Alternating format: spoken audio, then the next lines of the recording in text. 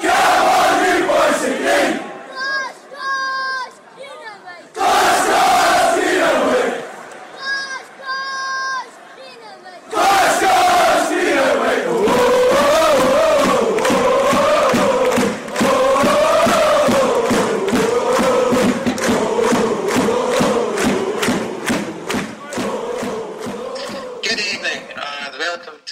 HmBhoys Extra. It's going to be a bit different from one of our normal Monday night phone-in shows, and it's going to be quite apt, especially what's going on in the world of Glasgow Celtic at present. So I'm Jason, I'm your host for the night. I know it's normally Harper or Joe, but we're delighted to have Harper controlling the controls, so normally it'll be a error-free show, famous last words. So on the banks of the Boyne in Ireland, we're joined by Mr. David Harper. You there, mate? Alright, man, I've no dragged my child away to see Justin Bieber tonight, so I'm here, aye. That's it. Well, that was going to... You've ruined my joke. Sorry, man. That's it. And we'll nip up to Old Leaky in Edinburgh. We're joined by the Green and White writer, Mr. Paul Larkin. You there, mate? I am, mate. Hello, one and all. Good to be here. Good to hear you, mate. Good to hear you. And in the Royal Borough of Rotherglen, we've got Vincent the Parrot, aka Stephen Monaghan. You there, pal? I prefer to call it Bobby Murdoch, pal. I'm not comfortable with the Royal Borough stuff, but yeah, okay, mate. Good to have you on board, right? And one of the other regular attendees on the panel, Mr. Joe McKenna, he's away to see JB tonight, aka Justin Bieber. So we're delighted to have the GB on here tonight.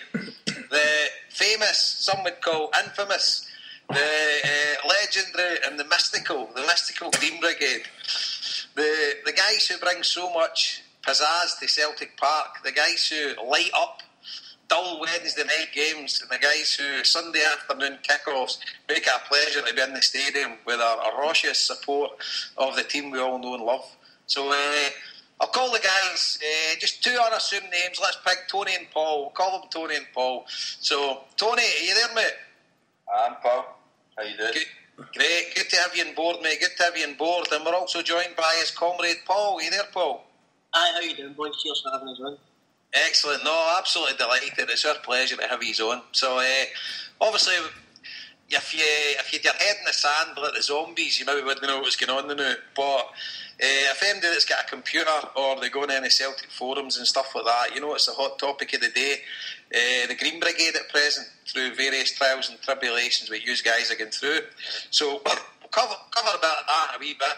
But just because your first time on the show, Tony and Paul, just want to hand it out to you guys. Tell us a wee bit of your background, how long you've been in the group, and what attracted you towards the Green Brigade. Just stuff like that, just a wee brief introduction, and then we'll take it from there. We'll go around the houses and we'll start all the questioning and give you a right good grilling, if you don't mind. So, Tony, go to yourself first, mate. Tell us about your background, Celtic support and stuff like that, and how you get involved in the group and whatever. I don't really know if I can say much more after that great intro you gave us. I think we should just start the interview there and that was sorted. Not at all. But, I was one of the founding members of the group. We started in 2006. We've been involved with another fan group at Celtic. It was a wee bit of a partner of the ways kind of thing. Different ideas and the best way to go forward kind of thing. So without dredging up all the kind of stuff as we spoke about before, we decided to start the group. We had a lot of influence. The kind of ultra scene that we used to grow up seeing, like when you used to see that Italian football on that Channel 4, that kind of stuff. Well, a lot of us were influenced with kind of watching that stuff, and then you were seeing teams coming to Celtic Park, teams like FC Ball, and you were sitting watching the game, and these fans were actually vocally back the team, while everybody at Celtic Park was just sitting in their arse, you know what I mean? And it was kind of like, how can these people, we need this respect for like Switzerland kind of thing, but it's not really known as like a hotbed of football fanaticism, you know what I mean? So it was like, how can these people back the team that much when we're not really doing it in Scotland as much as what we used to grow up watching and get down with our old man and stuff? So we decided to try to go ahead and create a group that could at least rival that and try to bring some of that culture to Celtic Park. I mean, like an ultra culture, it's not like a brand new phenomenon to Celtic, because Celtic's always been kind of foreign here. It's always been known as being a noisy support. It's always had an area, whether you're playing the Celtic end or else you were playing into the jungle, where there was always areas that was known vocally and for their banter and stuff like that, and there was always a lot of colour in Celtic fans. Even way back, you can read like the history books of Celtic, for like having to go to Morton in the late 20s, early 30s to win the league, and people were flying Sinn Féin flags and Irish Republic flags, and the Morton fans were stealing them and parading them and stuff like that. You know what I mean? So the whole concept that ultra culture wasn't alien to Scotland, you know what I mean? But it was something that we were trying to bring back with a wee bit more Celtic. But the style that the Celtic support was known for, just trying to infuse the two cultures together, kind of thing. Aye, no, absolutely, and you're right, and it's you go back to the days of the fitness specials and stuff like that, whenever they used to go en masse to Dundee and stuff like that, and there was the Bother boys and the casuals, all this kind of stuff. But Celtic always, we always stood apart from the norm, and we're always a very colourful support, and we always backed our team, and I always minding up the back of the jungle when I started going to the games, and started off in the main stand with Millboy, and then you'd maybe get allowed in the Celtic end, then you'd be in the jungle, and then it was absolutely brilliant, you know, and they were the days, and it's just. And whenever at any away ground you went to, Fir Park, you'd always go to that Cage, Capello, you'd always go to the Cage, Brockville, places like that. And aye, no, absolutely. And that was what we were trying to recreate as well, because the kind of era I started going, that was kind of the tail end. That was when it was dying on its arse. You know what I mean? But I've been getting took for like 85, 86 from old man, and then but. For what I can really remember, it's for like the early 90s. So my first season ticket was 93, 94, and it was the last seasons at Celtic Park. So then we had the Hampden season, which atmosphere was completely straight. And then we went to the new Celtic Park, and it was meant to be like a new era for us. You know what I mean? And everybody was all excited, and then it was like everybody sitting on their arse. You know what I mean? And it was, as you got a wee bit older, and you were going like games with your mates, you were sitting going, this isn't anything like what we've been told. Like, you're fucking sitting listening to your old man telling stories, your granddad telling stories, your uncles, about how there was hundreds of them all on it together and they were doing this and doing that, and you're sitting there thinking, well, this is a full generation absolutely missing out. Like, what the fuck am I going to tell my wains? You know what I mean? I went to Celtic Park, I sat in my arse for 90 minutes, and then I went home my way. You know what I mean? It's fucking... And you wouldn't want that for anybody else. So that was all the reason behind it. We felt that there was a whole generation missing out on something that everybody else has got today. And so, see if I could just come in there and see what you're saying. That's exactly right, because I took my daughter to her first game when she was 13, and I was so excited. I was more excited than her taking her to the game. And I was playing Falkirk or something. It was when Robbie Keane was there. He scored a hat-trick that day.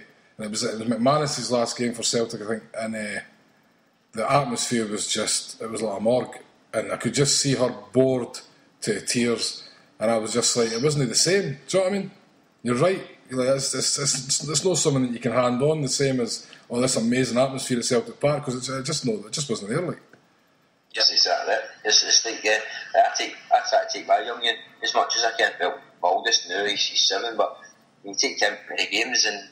You the only ones to come in with us, because the drums and the singing and everybody's doing that. See, if I was to go somewhere else and sit down there, me man would be fucking bored stiff. Mm-hmm. He wouldn't really be interested in it, because he's at the age that he's just getting a wee bit of knowledge about football, but he's more interested in getting a bit of laugh and staring at people and having a laugh with all the boys that are running about, you know what I mean? So. Yeah. I can empathise with that. I'm in 402 up in North Upper, mate, and I take my son and daughter, and the only place they want to be is in the Green Brigade. You know, they just look at it like, we want to be there. I'm like, no, I'll never be. Actually, I'm a bit of a boring fan, and I just like sitting watching the game, but I love what he's bringing to the stadium. And so, Mr. Larkin, you'll have plenty of memories of the raucous atmosphere we used to create in the old days. I think what Tony said there was absolutely spot on. It was, whilst the club was going through the dark days of the 90s and they had the kind of the faithful still there chatting, singing and whatever, the one kind of negative about the club being saved and then going into a kind of new stadium was that the atmosphere did start to go. And as Tony said, like, you know, it was good for a while because it was a novelty. You didn't really notice it, but once success came, and then of course people became, you know, almost bored with success, if you like. It got a bit stale, and that was about roughly when I started taking my eldest son, about 2005, and it was really stale by then. And I completely relate to the whole kind of aspect of trying to keep the kids entertained and stuff when you're at Celtic Park or any game for that matter. And then, you know, from that and the kind of the emergence of the Green Brigade is that my son sits encapsulated by what's happening opposite where he's sitting. And, you know, that's the one thing I'd be saying to the boys now is you better start negotiating a bigger section because the younger people are all going to want to join very soon. Mm-hmm. Aye, no, absolutely. What about yourself, Parrot? Have you got anything to add there? You were obviously sailing the high seas when this was happening. Oh, well, as you do. No, I just emphasise what Tony said. Obviously, I think there was a collective in where we all stood as a Castle pointer. We either stood, as I say, in the Celtic end or the jungle back closest to Barrowfield so we could run and get the 46 chicken run bus up the road. But I think I know my brother, he jumped in the goalpost and when we moved back from Hampden into Celtic Park, that they managed as a collective to get together, sitting together. But a few years ago, as I said a few weeks ago, I was down for a Weymouth Wrexham game and I was in with 400 Wrexham fans, away fans, terracing, 2 stewards, plastic sheep up in there, just the camaraderie of football. I mean, if we go to the football now, lads, we obviously know 1-1-1, etc. But yourself, Jason, Paul Davey, if you're sitting beside somebody and he's a prick, you're stuck with him all year. You know, there wasn't the governance of the terrace, and if you didn't like somebody, you pushed them down a bit or you moved on, you know. Aye, I know, fair point. So, aye, good stuff. Cheers, Tony. So, your comrade in arms, Paul, maybe arms is the wrong word, no, especially with the current climate, things like that. But, so Paul, give us your story, pal, and let us know, how did you get involved with the group and when did you start and things like that, mate? Yeah, I'm not all that different to Tony in terms of the kind of reasons that I wanted to be involved in the group. Like, I mean, it wasn't exactly, you know, back to Val days, but I can remember sitting, it was maybe during like the early era, I was kind of getting into the striking era, and it wasn't even European supports we were talking about coming and, you know, really kind of dominate Celtic Park locally. But I mean, you know, teams from Edinburgh, Hibs, Hearts would come, and I used to sit in the south stand, the main stand, family bit, and you know, he was almost embarrassed that our support would have kind of no response whatsoever to these away fans coming and singing for 90 minutes, where we were all kind of sitting on our arse and not really backing the team. But, you know, at that point I was kind of on the Jungle Boy programme, and I don't think it was really until there was the first popping stuff on the script that I really became kind of thinking, right, I need to get involved with these boys. I think politics was a big thing for me, so I think I was becoming disillusioned with the way the club was going, with the appointment of John Reid at the time, and then the kind of popping on the script, and then through kind of protests of that, I met quite a few of the boys. One of my good mates at the time was in as well, and I've been a member for 4 or 5 years now, I think. And you know, the kind of growth that we've had in that time has been pretty incredible. When, you know, 20 boys at the back of the 1-1-1 bruising the shin on the seats, because we're all squashed into the back cup of our to, you know, a 400 strong section, and before a Celtic Park in the huddle, and the kind of people display we've done against Barcelona, you know, stuff like that would have seemed a million miles away from us, you know, 4 or 5 years ago. So to get to where we are was something that we can be proud of, I think. But, you know, obviously we face the connections of the good and back to the run back in it. Aye, no, absolutely, and that's, I mean, without a shadow of a doubt, for what you started with to what you have become and what you have, how you can drive the stadium on creating these absolutely amazing atmospheres. It must give you some great pleasure. You know, we all will discuss a lot of the lows that you're going through at certain times, obviously, in your personal life and things like that, which is absolutely out of order. But some of the highs you have created whilst following the club, I just think it's absolutely amazing. You know, it's brilliant. And tell me something, right? This is something I've just thought about there. I see, years ago, I always sat in the North Stand, but I used to look up and see at the corner of the Celtic end in the main stand. That used to be a family section. There used to be a squad of guys up there, comrades or something they were called. that sort of petered away? Did some of them join your group, or did they just finish all together? I've just thought of that there. Well, I think when you go, Paul. No, when you go, Tony. I think a couple of the boys did get involved with us for a wee spell. But I'm not being sure. I know that because after we kind of split for the Jungle Boys and we started our own thing, there was a couple of wee offshoots starting off various groups. Like the Community started, the boys for the Rude Boys started. Aye, because they were up the back of me, the Rude Boys. That's it, just there for them. Aye. There was other boys, the Shamrock Boys, which they started up as well, which is fair play to them because it's like it was just like a group of mates. They wanted to kind of do what we were doing, but obviously it was on a small scale at the time, kind of. But yep. I think what happened was, see, when we kind of got the section for the kind of first season, I think it was after the Nobody season, whenever it was. I think at that point, most of the boys that were involved in the Red Boys and the Shamrock Boys at the time all kind of more or less chucked it and just came in yard because they realised that, you know, this kind of section would be the best place to impact on the atmosphere at Celtic Park overall. Yeah. I think most of the boys are still there. Aye, no, I just thought about it earlier now because I used to see quite a few of them and see the ironic thing that you are saying, and it's very true. But see, when we first moved into the new stadium, and obviously the stadium got built partly, and obviously with the temporary stand behind one of the goals for a while. But when the stadium got fully finished, I mean, it was sold out every week, but there was still no bloody atmosphere. You know, now we're talking about there could be crowds of 40,000. And the place is sort of rocking because of your area, and obviously a lot of that's dependent on the way the team's playing in the park. But back then, we had total sellouts, but there was just no atmosphere of the games apart from against them. We were playing our dear departed neighbours. And it's quite fascinating. So, that's your history, so let's cut to the chase. Let's the current there's been a couple of statements put out today. The first one by the Celtic Trust, which I thought was really good, and it backed the stance that you guys took. You said I should have a statement. Their statements all over the place. So it's going to be like you be a statement about the time you're going to issue the next statement. So you used to have buttoned this train because you're coming on and telling it in your own words. So without getting into any legalities or getting into any, without incriminating yourselves or anything like that, Give us a wee rundown in your words of what happened on Saturday, because obviously the group was, it just what you didn't make it into the stadium. I sat on the other side and I got a text through that you didn't get into a drum or something like that, and then things have transpired. So, in your own words on Saturday, by your own admission, he's missed one of the best games of the season. Celtic were fantastic, but so give us your story, how it started on Saturday. I heard there was a bit of trouble with the police at the Celtic, or wherever I don't want to mention any places, but they all know. But whenever you sell your merchandise, there was a bit of trouble with the police or something. So, in your own words, Tony, if you want it, and then Paul, you can add in. Tell us what happened on Saturday. Well, we can explain a wee bit about what happened on Saturday. I think Tuesday night had a big part to play as well. Right, sorry, my mistake. Go back to Tuesday night first, mate. Start from the start. It was just that after Tuesday, the group was really good because we kind of felt that we let down ourselves. We kind of thought we let down the team a wee bit and all because we basically fucking chucked it. Outside the ground, there was a bit of hassle for the cops over absolutely nothing. To be honest, we had 3 lads got lifted. So the group kind of went in on a bit of a downer.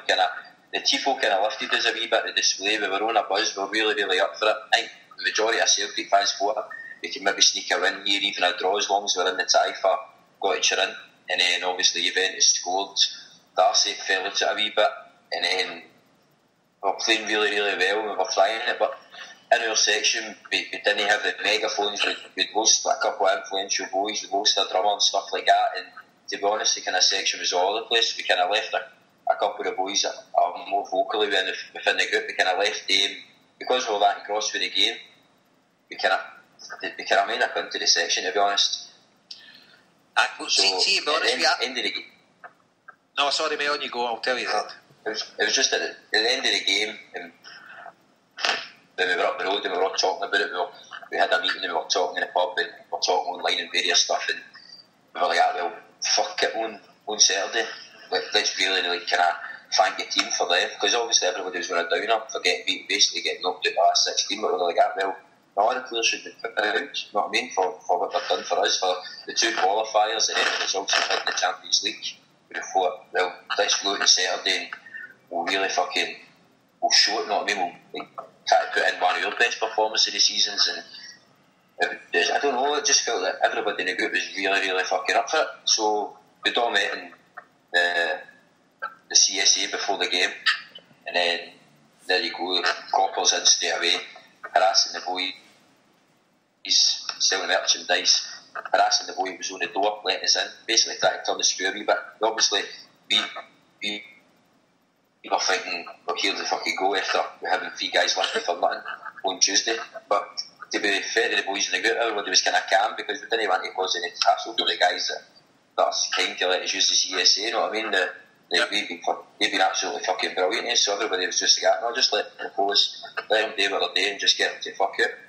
So then they started confiscating merchandise off people, they started taking stickers off people saying it was evidence. There were wee guys outside at fucking 13, 14 years of age, they're taking their details and stuff like that. They were asking the guy who runs the CSA, or the guy who was on the door, they shouldn't be letting us in here. It's causing all sorts of hassle. They were fucking in and out checking the toilets in the pubs and stuff like that. So we went outside, we started heading up to the game, and we were kind of talking amongst ourselves, going, maybe going to fucking up the ante here. So I got outside the ground, one of the boys had already been pulled. He was getting quizzed because he was stopped with his zombie banner going back in. Now, to kind of explain why we're taking the zombie banner back in after all the hassle, two of the boys had been charged for it, or one of them had been charged for it. It was basically left out of court. So we thought, well, if there's absolutely enough and illegal with it, then we should be taking it back in because there's nothing absolutely wrong with the banner. So we were taking it back in. The boy got stopped. He was told it was a potential breach of the peace. But while all this is going on, a couple of the boys were going inside to try to set up a group banner and try to organise inside the section because, as I say, we were planning on trying to make it a really good day in the area. So that boy actually got through his turnstile, his card swipe. He went through the turnstile, no problem. Probably the busies inside. Took outside, told he was banned. He says he wasn't banned. He did have a ban, which was rescinded in December, so he'd actually been going for about 6 weeks. Goes everywhere, the boy. And a lot of people know him now, kind of on different various Celtic forums now. He's a well thought of boy, you know what I mean? Big Tim. He was told he wasn't getting into the game, when he was actually telling the Celtic steward and the one of the coppers, one of the heads of the focus unit, that he wasn't actually banned. The copper actually says to him that it was basically, if he wanted to keep arguing, he could argue it back in the station and get lifted to fuck off back into the tick office. So out the tick office, he tried to sort it out. Celtic says to him, nah, we can't sort it till Monday. I mean, they can sort everybody else's. Talking about, I know, but when actually the day the boys actually had an apology with Celtic, Celtic says that it wasn't actually them, it had banned them, it was the police. So why was that a Celtic steward that stopped him when he was inside the ground and parked him in? You know what I mean? So it was absolute bullshit. So that had happened as well. 2 other boys went to swipe in to get told that their card was fucking rejected. There was a 1-game ban on it up in the wee bit that swipe in. So we thought, right, so we were like, there's 3 boys doing what the fuck we're going to do. Some boys were going to go like that, no, fuck this. We're like, no, we can't just walk out every time there's a fucking hassle. Let's go and set up, do what we think would be best. So we went to go in again. We pulled another 2 boys into the site, started searching through bags. We pushed the wee guy went to pull his phone to film it. We pushed the phone out, the wee guy saw him. There was a wee bit of RG, a bit of pushing, shoving, nothing kind of major at all. And then a steward says to one of the boys, says, listen, at the pre-match briefing we were told there's 3 yous getting lifted today. And he says, well, is it the 3 boys that have been knocked back outside? He says, no, we're waiting for yous to get inside the ground before we lift yous. So at that time, we kind of had a wee discussion amongst ourselves. And he says, right, what the fuck we got to do here? We kind of got up here on the sitting ducks. And I know people say I should be supporting the team first, but what people have got to remember is we're a tight wee fucking group. You know what I mean? Like, everybody's kind of close to each other. It's like best mates. It's like you maybe turning up with a brother or a best pal and him getting told he's getting fucked out. the you'd turn around and go to that, no, fuck this, I'm going to the boozer with him, know what I mean? So, people like that, well, we can't, we've 3 guys doing already, we've 3 guys doing for the Tuesday night, and then we got told there was 3 guys going to get scooped inside the ground, so that was going to be 9 boys fucked, just for this week. So we're like, no, we can't let it happen, know what I mean? So that was when we decided that we spoke to the boys in the section. We had a kind of impromptu meeting downstairs where we kind of just says, they backed us to the hill, they boycotted 2 games for us, we couldn't ask for any more, that was like 100% fucking for them, know what I mean? There was nobody went in there at all. So we says to them downstairs, listen, we're not expecting you to follow us out here. Be great if you did, but this is something that we've got to do as a group. We can't go up there and just act like nothing's absolutely happening, like everything's just fucking hunky-dory. So we says to them, we're actually going to walk round to the stadium, walk round to the front of the stadium, decide what we're doing, and then just head down to a boozer. Go down to a boozer and have a wee beer and discuss what the next steps are. And then when we went to walk outside the ground, everybody just kind of, for the section, just piled out waste. And that was kind of where it's kind of finished up Saturday. I mean, it's just, I find it, I mean, he's on the fighting MD, he's on the committing any criminal offences, and I don't know, is there no something that half of your group has been charged with some sort of criminality, and every one of them has been through a court? Is there no something? We've not actually had a charge stick in court, and that's like various banners. We've had boys up 10 times for one case, shit like that, you know what I mean? And that's like 10 days after your graft, and the hassles it is with your missus, like with myself. I've got a missus and 2 young lanes, you know what I mean? And you've got fucking coppers coming up to the door, want to have a talk to you about banners, the section, and you're like, fuck, you know what I mean? So it's frightening, just, and that's just me.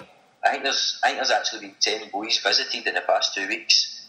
The coppers want to have a gap to them about the group, just to put a bit of pressure on.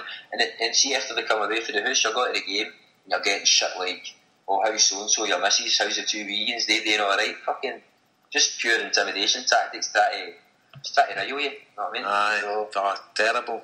So Paul, what about yourself? What was your feelings on Saturday? Obviously you'd have been with Tony, so what was your feelings about Saturday yourself, mate? Well, I think Tony's went into quite a bit of detail on it, but I mean, there was also the thing as well, they scored apparently, they said that, you know, it wasn't just the 3 that were getting lifted, but there was a list of people who were to be dealt bans and stuff like that as well. And I think that given the kind of 10 boys that we captured the war, it just felt like there was a run-up, a build-up of intimidation, and that, you know, if everyone was to go up the stairs, there's just no way we'd all been come out. You know, there would have been boys lifted, there would have been boys banned, and we've lost a lot of good members over the last weeks and over the course of the season. So I just don't think that, you know, we were prepared to allow that to happen. But as Tony says, we're very grateful as well to the rest of the section. We didn't need to come out with, but it means a lot to us that we did. So, Stephen, you say the rest of the section, so the Green Brigade, whose number is it, about 70 or 80 that's in your group? More or less, that's what I would say. And so in the section, in the total, is there a few hundred or whatever? Well, there's 300 in, see the kind of main block, that's the kind of 300, and then there's another 100 up to the side of us, which officially part of the section as well, so about 400. About 400, so there only is between 70 and 80 official members of the Green Brigade, and the rest are just guys who support you and sort of help with displays and do the stuff, but you are the hardcore that actually it's your ideas that you took to the forefront and stuff like that. Well, it's obviously made the displays and stuff like that, but, you know, it's the section just guys that, you know, obviously kind of support us, and, you know, I just wanted everybody to support us in the same style that we do, you know, with the standing and constant singing and jumping around and flags and the whole kind of thing, you know, that's what people are there for. And I think that they enjoy them at stage experience together. Yeah, no, absolutely. So, Harper, anything to add to what the guys have said? No, any really. Any observations so far? Just, I don't know, man. It's frightening. Like, it was funny when I was over at the Inverness game with Paul's boot launch. Was Inverness we played that day? Yeah. And the boys were actually boycotting the game that day. And it's funny, if Joe was here, Joe would tell you. We got off the flight at Prestwick. And you know when you come down the corridor and there's a couple of coppers standing just watching everybody walking through, and there was loads of people, Celtic tops and Celtic scarves and that, and I was the only one on the flight that got pult. Joe would tell you, right? I got pult, and right away she says to me, "You got into football?" And I says, "Aye." And then she took my passport off me and scanned it and everything, and asked where I was staying, how long I was staying for, all that usual crap, blah blah blah. And I just found it strange. I remember saying to Joe at the time, "What the pulling me for and asking me if I'm going to football for?" And there's people walking by with Celtic scarves and all. Now I don't know if it's just because I dress in a certain manner. Do you know what I mean? It would maybe make you look like, you know what I mean. And I don't know, and it just kind of gives me a small idea of the intimidation that other people are getting, because right away I'm like, oh my God, man, I'm getting pulled to the side here. I've only just got off an aeroplane. Do you know what I mean? And Joe was like to me, what was that all about? I was like, I don't know, man. Asking me if I was going to football and blah blah blah, and where am I staying and what am I doing in Ireland and all this kind of stuff. Like a proper interrogation, like. Then I was just setting my way. Didn't get me wrong, like, but it's only probably a small kind of thing compared to what the boys are getting. But I kind of understand, like. Yeah, that kind of thing's not really uncommon for what we've been told. There's been like members that's been going to visit their family in Derry and Belfast, and they've been getting pulled in. There's been people that's coming on, they've been getting pulled in if they've got that group T-shirt on, quizzing them about the group. And there was actually one time one of the boys was getting pulled over, and he got stopped and searched, and we're going through his bag. And he actually says he opened the bag up and they found a rake of like group stickers. Like, he got a rake of stickers for his oldest son, and he says the Brit's eyes lit up, like, he says like a jackpot in a pocket machine. He says he was a guy, like, he took the fucking jackpot. He's like, where are you doing with these stickers? Where are you planning on doing with these stickers? And he was like, well, my son's basically planning on sticking in his school. You know what I mean? He's going to get no, basically saying you've got a bigger motive than this. And he's got something fucking believable. You know what I mean? This is a boy that's been coming back for it for Ireland for like 70s, 80s and 90s, and he's like, you could handle it before because of the situation that was going on. He says, but getting pulled basically because you're a bit of a supporter of the group. He's like, it's fucking unbelievable, man. I mean, but the boys even stopped, like, never mind even Ireland, but the boys stopped at going to Belgium. You know, what the ski standard age, they were getting kind of cheeky remarks off the police, you know, making it known that they knew where they were going and what they were doing. So that's kind of thing that's quite commonplace now. For most of our members, it's just so do you think, see like obviously this focus group or whatever, this Alex Salmon's brainchild or Strathclyde Polices or whatever, so the sort of casual phase, that's so died away now, so you very rarely get like football violence. So is this what is this their next sort of project that they're on now? Ultras, guys that like singing songs at the football and waving flags? It seems to me that they're actually treating it the same as they did treat the sort of casual phenomenon. Do you know what I mean? It's like they've not moved on and moved with the times and not realised. But like I was talking to a boy who's I know a guy quite well who lives in Australia now, who's got his own private eye firm, right? And he was a copper in East End of Glasgow, and he basically laid out on the line for us, telling us before, like he said, it's all about arrests for them and getting their budget, and it doesn't matter to the cops if things go up in court and if they get found guilty or not guilty. That doesn't come back in their reports at the end of the year when they're getting their budgets. It's just about arrests. So how many arrests you get, it doesn't matter if they get a conviction at the end of it. It all goes on arrests. He's a copper, an ex-copper, telling you that, like. You know, I find it. So, Paul, what about yourself, mate? What do you think of the story the guys have said there and the way they're getting treated? I mean, it's kind of sickening and angering, to be honest. You know, I think there's far too much people out there, kind of keyboard warriors, who kind of try to dehumanise the Green Brigade as if they're somehow different to every other Celtic supporter who wants the team to win and wants to see the club progress. And I think that often gets lost. You know, is that it's a different form of supporting the club that they've kind of taken on, but it's been working. And that's one of the things I wanted to ask the boys, if they could probably give the listeners just a wee insight into what your relationship has been with Celtic from the start, throughout your time, and what it's like now. Well, right from the very start, we kind of had the idea that we need to talk to them, because the kind of plans at the start was basically just to get a group of guys and have a laugh, travel to some games. We didn't envisage getting like a section inside the stadium and stuff like that. We didn't envisage coming as dare I say popular among the support. So at the start there was really no need for it, and then when there was a bit of, there's never really been anything like a great working relationship with the club. When there was an incident inside, when we were up the back of 1-1-1, there was an incident with a German football fan. He wasn't even with us kind of thing. He was doing supporting he was over supporting Celtic. I think he was standing up. Coppers had came over back for it. There was a wee bit of pushing, shoving. Now we went down. Maybe we shouldn't have, but we were down there, and there was a couple of days like that. Because it's the same kind of stuff that we were receiving off the Coppers.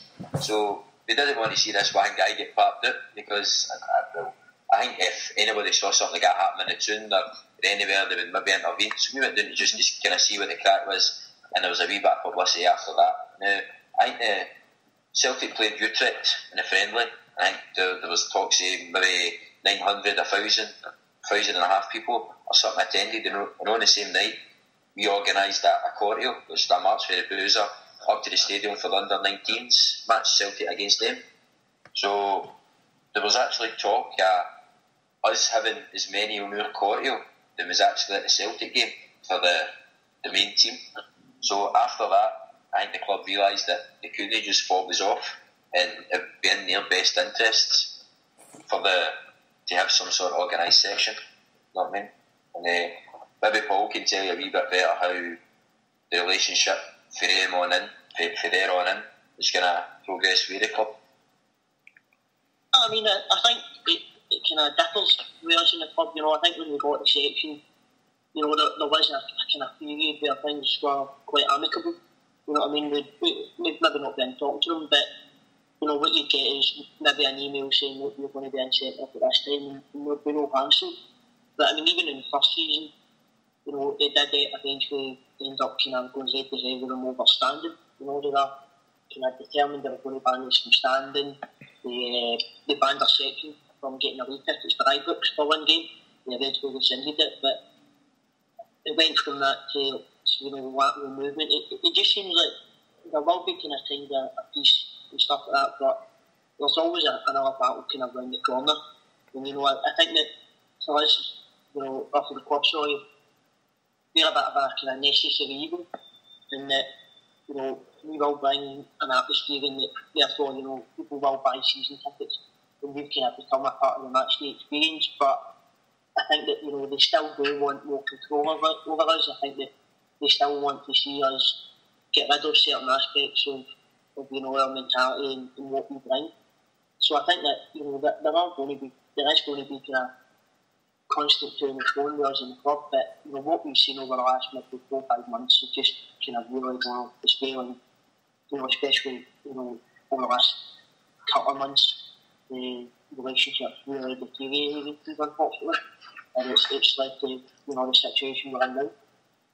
So see on that point, obviously Celtic's issued a statement today, and effectively their statement, it's a lot of words, but there's very little content to the statement as far as I'm concerned.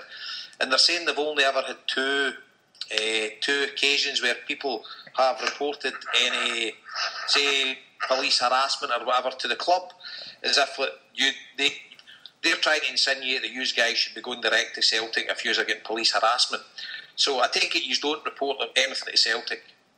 Well, I mean, after the boycott, you know, Neil Lennon was on Twitter, and it was the GM, everyone saying that, you know, they'd be happy to meet with us and discuss all our concerns and blah blah blah. So we emailed them, you know, almost right away one night, and they tried to arrange a meeting with Peter Warren and Neil Lennon, and then we were basically told that they were too busy and we kind of blocked us off.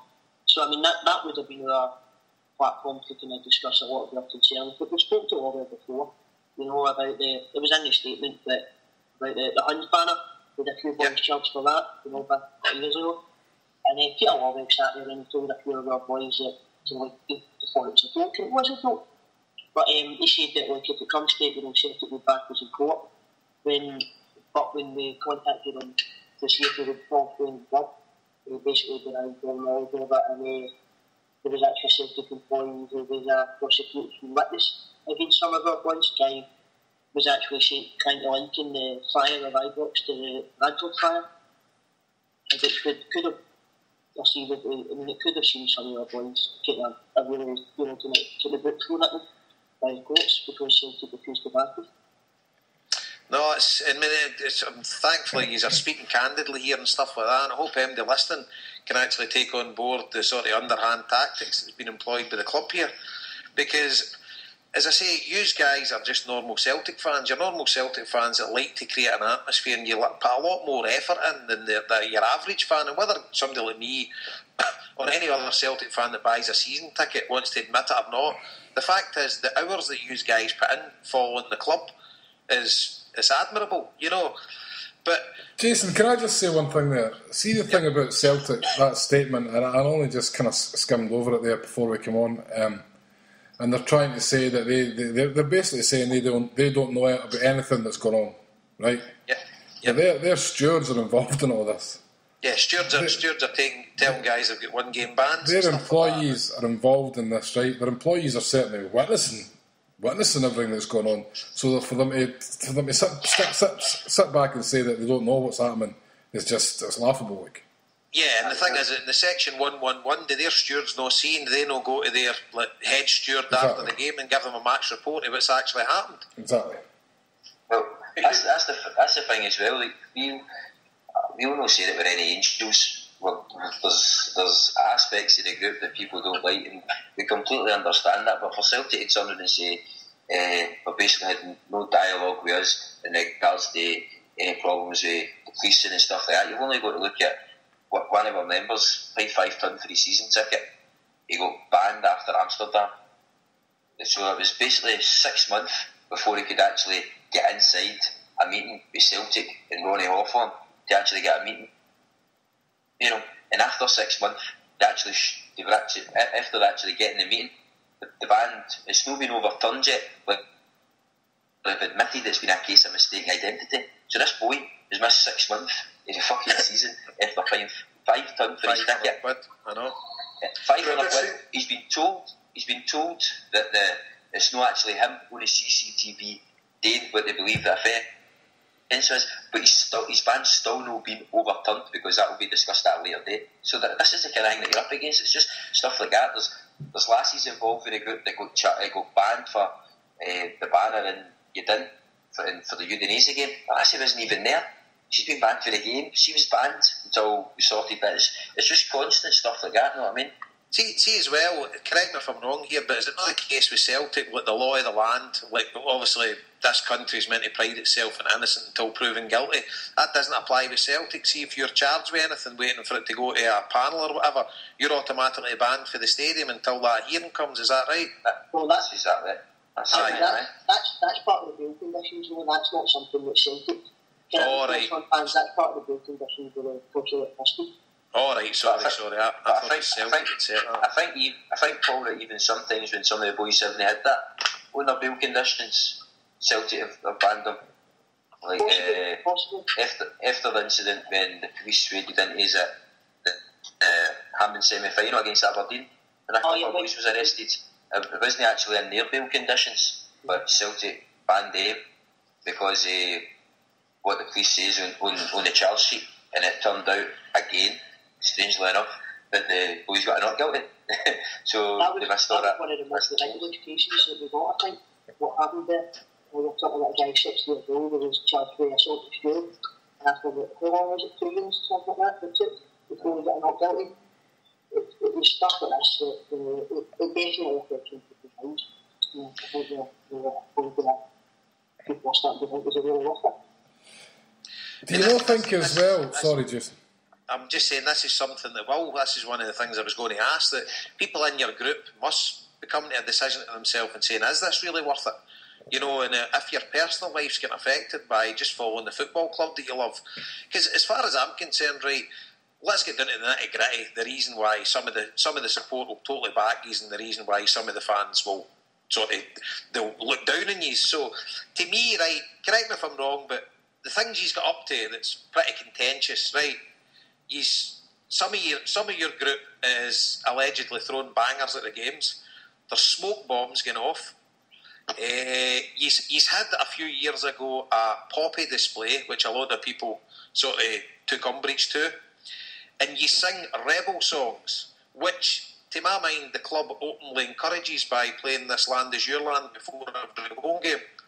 Because if you listen to the words of This Land Is Your Land, it encourages Celtic fans to sing songs of their native land. And songs about Ireland, the vast majority of the old Irish ballads will contain some form of rebelism. And as far as I'm concerned, if you're at a Burns night and somebody starts singing a song about Killiecrankie, he'll be lauded by everybody on the floor. But if somebody's singing a song about the 1916 Easter Uprising, he's effectively a criminal in this country. Now, me personally, I think the rebel songs have had their day. I love them. But I don't think we should be singing them at the football, but I'll still defend your guys' right to sing them if he's wanting, because I sung them all the years when I was younger. But me personally, I don't know I'll get in the guys and the HmBhoys first, and then we'll let you say your piece. So, as far as I'm concerned, what people would maybe take umbrage is he's a potentially non-conformist. You want to do your own stuff. You create funny banners that take the strike to you right out away teams and stuff like that. Great. He's a bit radical and he's a bit politicised.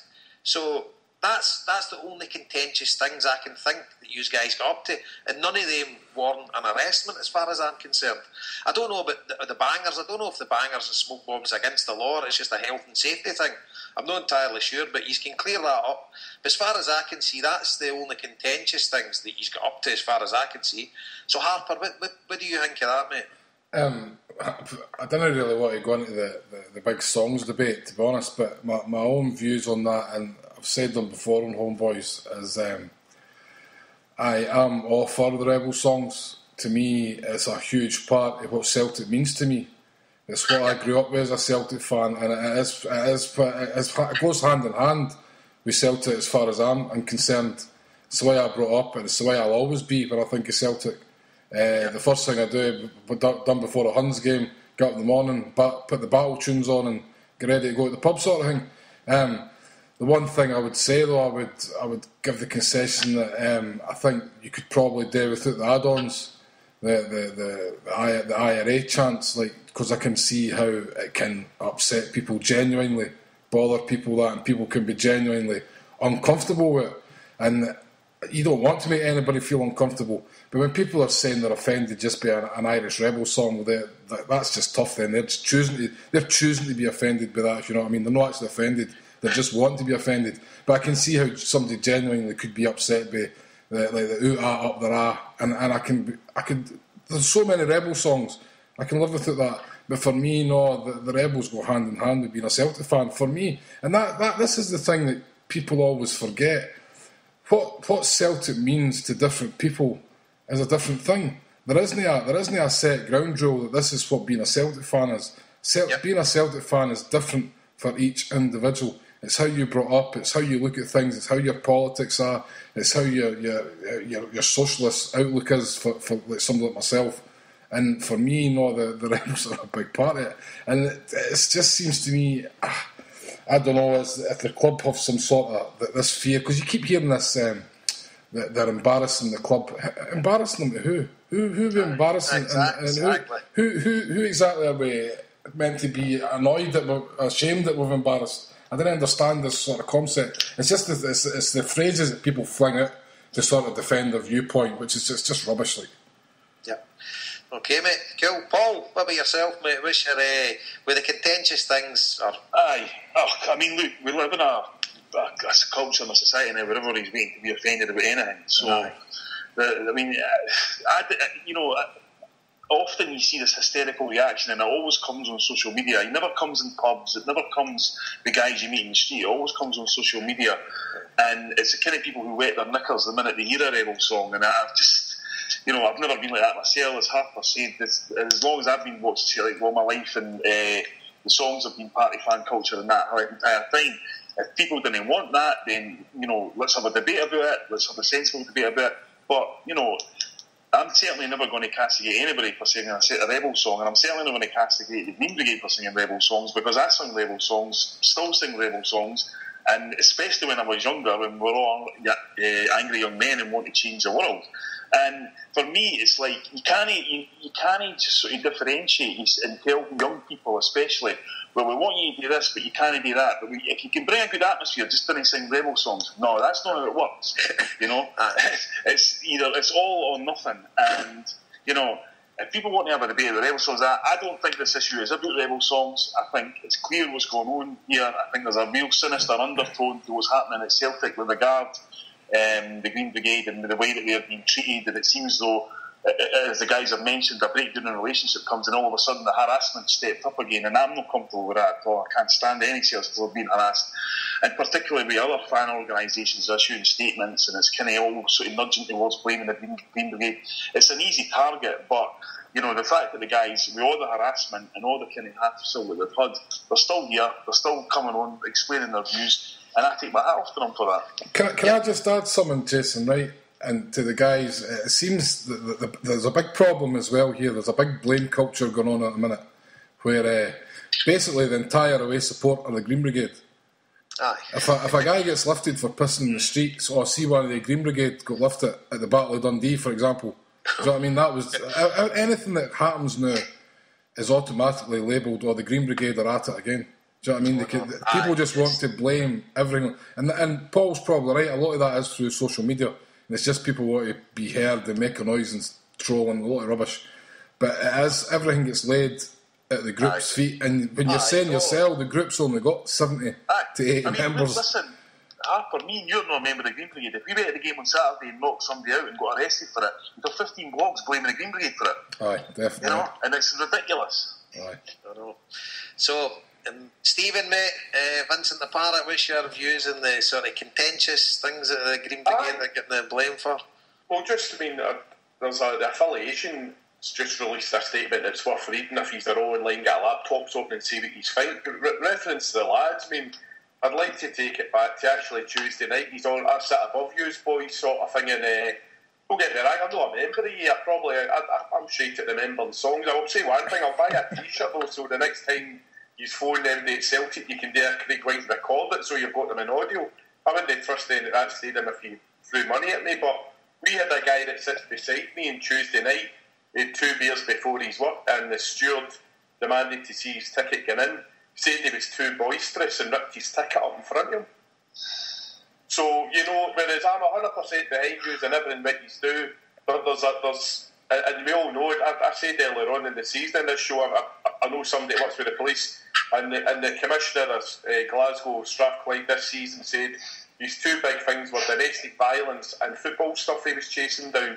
So what happens on the road? We've got guys and their supporters. My son's a done golf, 15-year-old, same again. He likes his clothes. You know, if you wear Italian clothes now, he's got tight cast. He's been in used guys. I mean, it's I've no problem with what he's doing, what he's believing. How do you find your own interaction with Celtic supporters? Do you go on all right with your punters on the away games? And can I just add further to that? Do you find yourselves that you have a problem in the fact that you see people round about the group causing trouble, that you have to try and police them, even though they're not part of the group, but they know they're going to bring that sort of trouble? Maybe these guys are letting off smoke bombs and stuff like that, and you know that's going to sort of come your way, but even though it's nothing to do with you, how do you deal with that?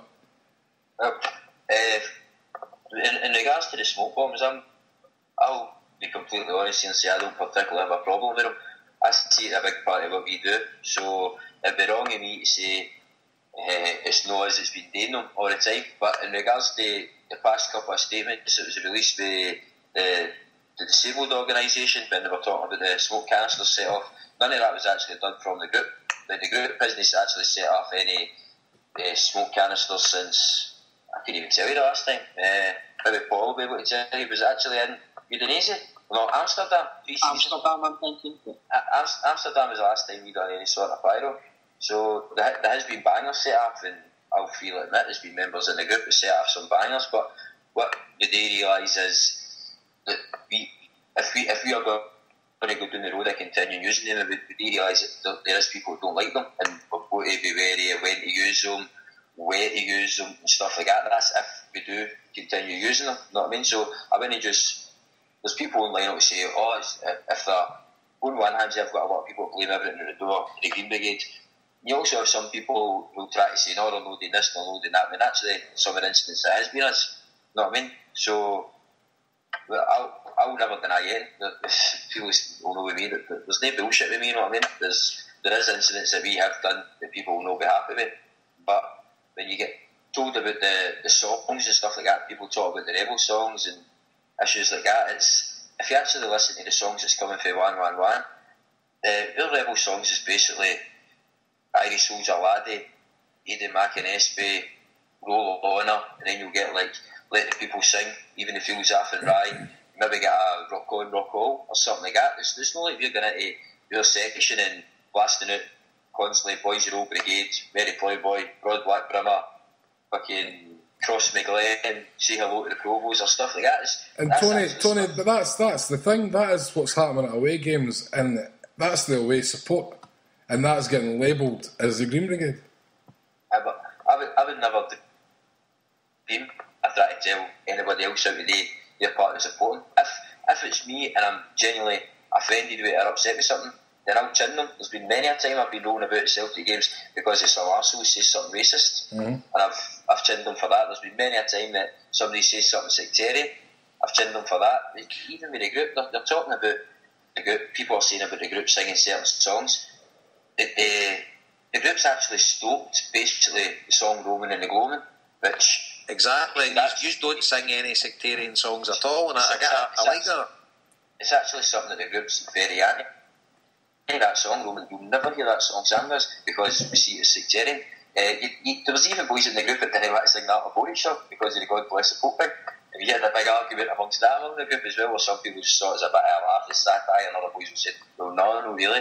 So, and then when you've got Willie Mealy, well, basically cancelled out the IRA bits and that.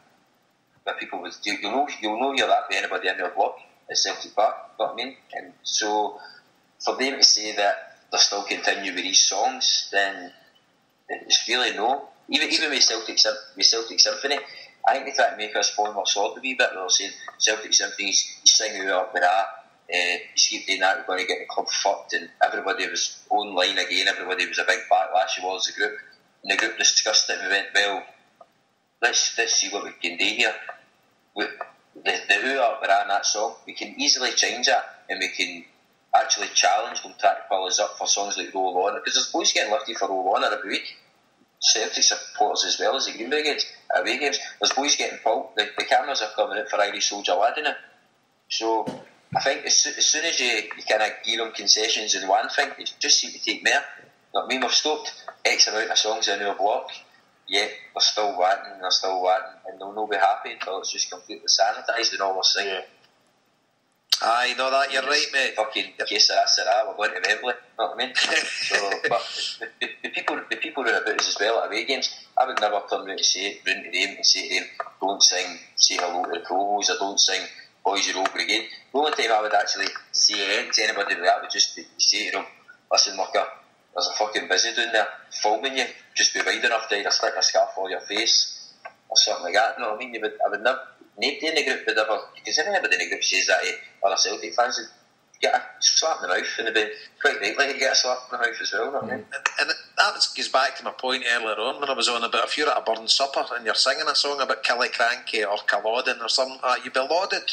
And folk think it's great. What's the difference with that and singing about the 1916 Easter Uprising? You know, and it's like the both of them are songs about singing about their heroes years gone by and their country fighting for their freedom. But me personally, I don't think it's got a place at the football anymore. But it's a personal opinion. I'll never downcry you guys for doing it or anybody else, you know, because I done it all myself, and I would gladly stand up and debate your rights for doing it, but it's just a personal thing, no, for me. But there is the big hoo-ha about the bangers and the smoke bombs, and obviously you've cleared your position with the smoke bombs, it's not been then. But tell me something, see these bangers, is that against the law, or is it just a health and safety issue? Well, they're against the law, and they're against the law to bring them out the stadium. Right. But that's one thing. When we've had members arrested for these kind of things, we've no bitched about it. We've no turned around and says, this is it's an outcry, it's a disgrace what's happening. We've taken our medicine, because people know the risk you're taking when you're doing this. So there's no way we're going to turn around and start saying, it's a big fucking conspiracy, they're pulling us for setting off bangers, they're pulling us we'll take our medicine, not mean. If we'll accept that if we're doing something like that, then it's quite right for us. Not it's fair cop for us to get caught. But do you not think that then gives people the wherewithal to then say, well, that gives them that thing where they can say, you bring it on yourselves then? Because if you do something like that, it's bringing attention on the group. It is, mate, but when you look at it, people say we bring it on ourselves for anything. People say, you bring it on yourself for lateral movement, you bring it on yourself for crowding in the post when they try to pull one of their members out, you bring it on yourself for singing certain songs, and you're like, well, what actual songs do we sing that people can be offended with? Is people offended with Roll On? Is people offended with people like Inception Brigade? Are they offended with a song like Aidan McInnesby? I mean, there's the majority, every song that we sing, I don't think there's one that actually specifically mentions Will Glenelg. There's no one that actually says IRA, and that's actually because we've had that many punters lifted for it that we've went, well, hold on a minute, we've got to box cover here. So I think regardless of what we do, people are always going to say we bring it on ourselves for some situation, you know what I mean? Can I ask Tony sorry, on you go, Jim. No, Stephen, on you go, mate. No, sorry, just to be really interested, guys, Paul, Tony. I mean, once the group started it, when you did, was obviously your first love's Glasgow Celtic, and obviously he's out for stuff, you're anti-racism, sectarianism.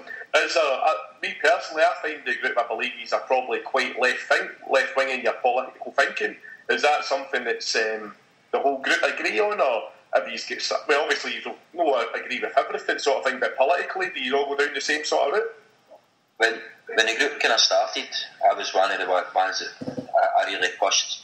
I says that the group's got to have a political edge to it, because I saw Celtic fans as to the left. I saw Celtic fans as socialists. I saw them having a conscience. I saw Celtic fans as people who could have an apathy with oppressed people, obviously with the situation that was going on in Ireland and Celtic's full history. Like, you guys know, he's a lot older, well, maybe some of you are a lot older than me.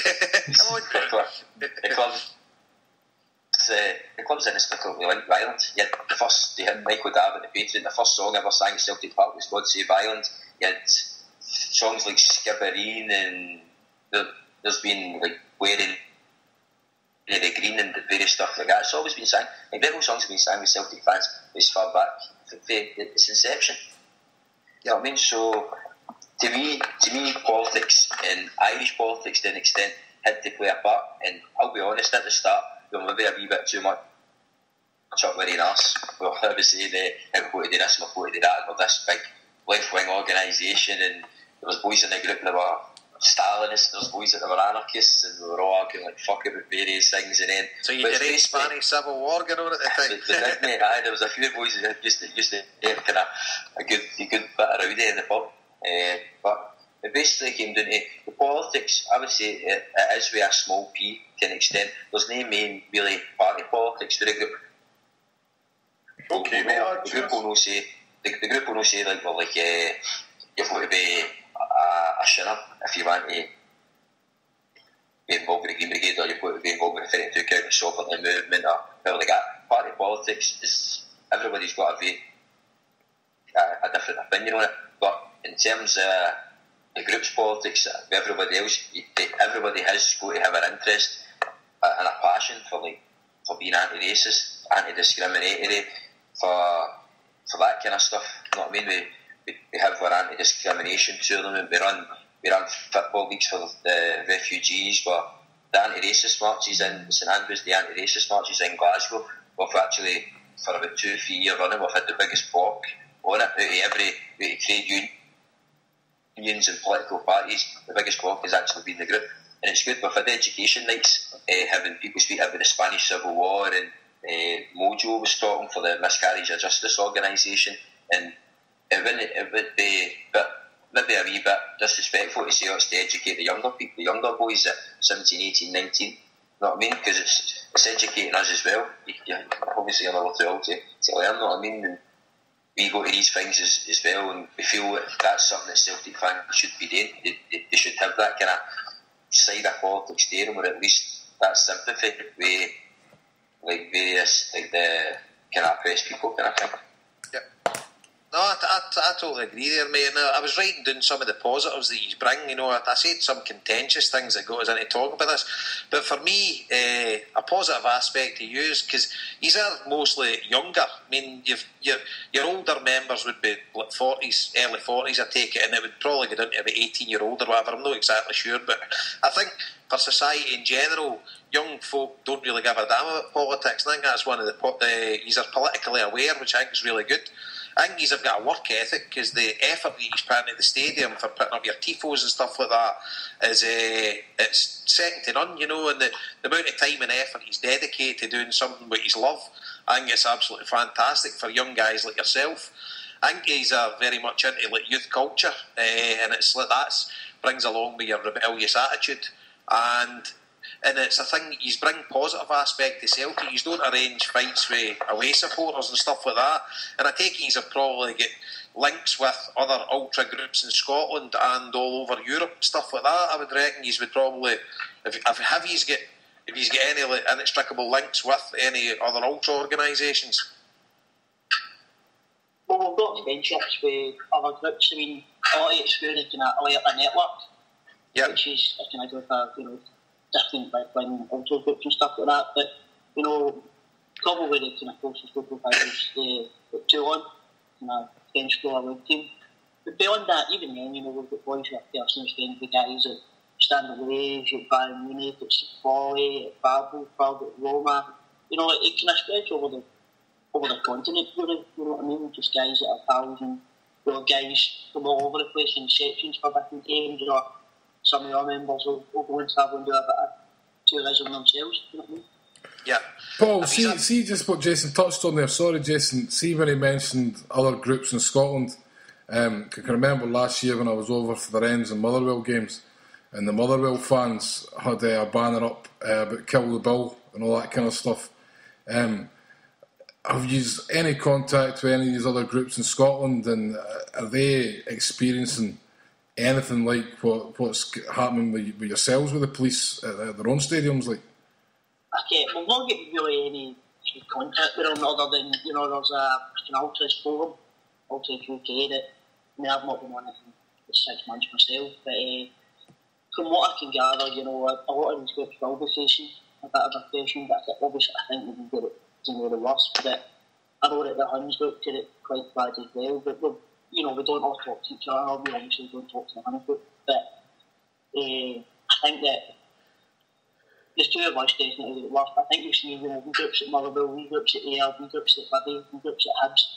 I think that, you know, when you get a kind of congregation of younger guys, you know, all dressed in the kind of Adidas trainers and the jackets, you know what I mean, all standing there together, all singing, I think that, you know, the police are automatically going to be interested, and I think that the police do put pressure on all these groups as well.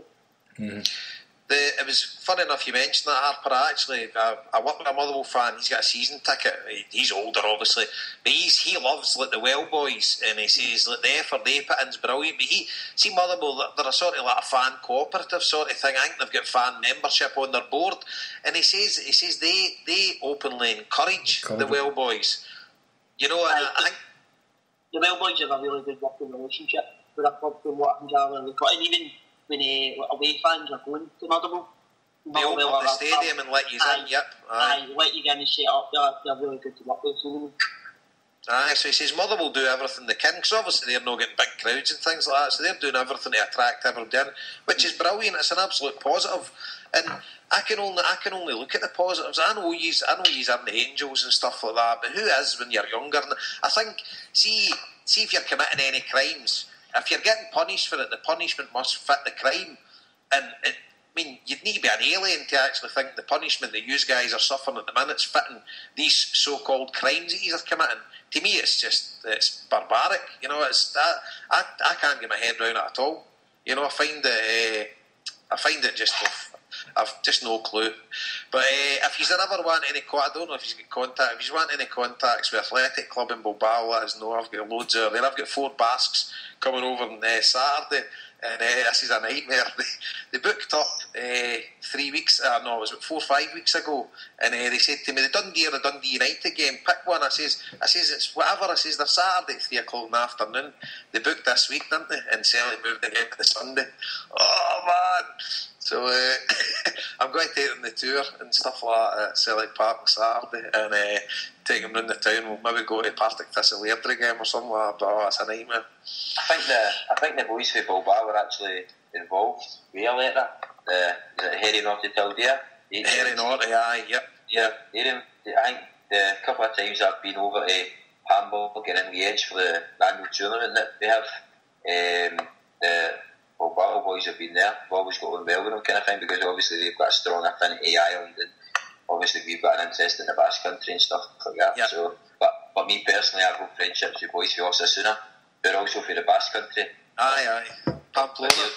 Yeah, they're from Pamplona, but they don't like Bilbao. So it shows you it's a bit strange, you know what I mean? Aye, but it's like, because Athletic, they don't, because Osasuna, like, they're half and half. Like that referee, he was born in Pamplona, that Spanish boy, against us with Juve. And my mates from Bilbao says you have a big problem. He says he hates the Basques, and he'd be looking about that stadium, Icaruñas. Probably that's why he was letting Juve away with murder. But, Yes! Oh, sorry. What's that? Sorry, man. Aye. Sorry, drugs are being put down to now. Alright. Harper's got a draw of the United season ticket. There you go. I can set you up with the famous 45 Ultras here. So tell us a bit about you gave us your history. So is there a dress code, or is there a code of conduct or whatever for being an ultra? Is there something you must like? It's a bit. You've got a bit of a secret society going, because he's a bit mystical, and like a lot of people don't know he's and things like that, and he's a like will with the wisp and stuff. But is there a fashion? Is there a dress code that's universal with ultras, or have you just got your own stuff that you do yourselves? The ultra scene is basically a youth movement. You know what I mean? You get people that's involved with a group will dress in a casual way, whether denims, nice pair of trainees, you know what I mean, and polo shirt, lovely crackers. But you get boys that will jump about with a pair of trackies on as well. You know what I mean? And it's just a fair. In Glasgow, if you're seeing a pair of trackies, these boys are, and I've done it myself. Yes, they'll label them as wee Neds, but there's one of the boys that actually says, he's always saying it's passion before fashion. I'd rather have a couple of 100 boys dressed in tracksuits and getting absolutely everything they've got to support the team than 100 fucking guys dressed in fancy designer gear still in their posturing. You know what I mean? Right. So the dress sense is. It's not an integral. There's no a set dress sense. You know what I mean? There's no a set uniform that people go to work in. I think people just wear what they feel comfortable with. But it is obviously because it's a youth movement. You will get certain wee sections yet that are interested in dressing a certain way. You know what I mean? I see. So see the history of ultras. Like but the Brazilian name Torcida, I think that was a thing years ago, and I think Had Duke Split copied that name because they seen it in Brazil or whatever. But what is the actual history of ultras? Where did it kick off? What was the country that started it? Was it in South America, or was it Italy, or what is the history of ultras, the ultra movement in football clubs? Well, people will argue about the South Americans and that. You see various forums and stuff, they will argue that everything originated for there. Uh-huh. But for us personally, the big movement was in Italy, because in Italy obviously there was a lot of politics happening in the 70s, a lot of unemployed, the youth was there was fuck off for them a day, basically, you know what I mean? Aye, so they used to get into the various curvers. It was basically for fuck all, you know what I mean? Because they needed to go into the ground, so people started congregating, the youth people started congregating. The various ends, be it the Curva Nord or the Curva Sud or wherever they were, and they became the vocal part to the team, because, as Mahi was saying, angry young boys, that's what people automatically assume kind of thing, but it was young boys who just passionately loved their team, you know what I mean? And they were all together there, so then obviously you started the biggest thing was vocal aspects. You could vocally back your team, that was the most important thing. But then obviously there was a big thing on visual aspects about things looking, maybe not saying aesthetically pleasing, because that sounds like that's the be all and end all, you know what I mean? But as well as the game on the park, there was a game after the park as well. There was a game on the terrace that you were up against your enemy at the other side, you know what I mean? So maybe as well as them fighting outside the ground, it was taking inside the stadium as well as we want to be vocally better than you, we want to spur our team on better than you, and as well as being vocally better than you, we want to be on a better action than you as well. So for me personally, it kind of kicked off in Italy. That was about the scene. It really, well, if you look at anybody that's talking about the scenes that are kind of good, you know, in Switzerland and Austria and various countries, Italians is a big influence for everybody for the 70s and 80s, because there was like some like really, really big groups there, and groups that people kind of aspire to be like, you know what I mean? So well, that was for me personally what my feelings is on it. Cool. Do you think, Tony, that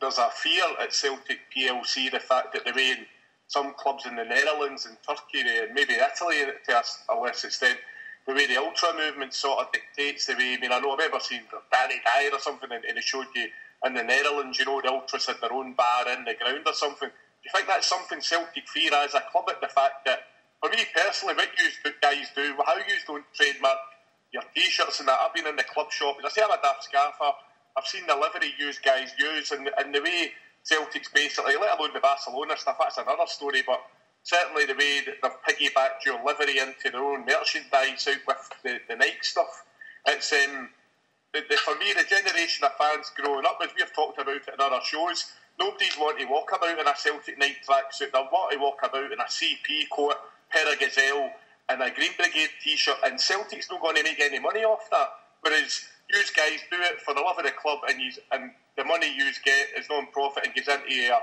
displays and your educational stuff, which is great. So for Celtic, you don't bring anything to the table for them as a business, I think.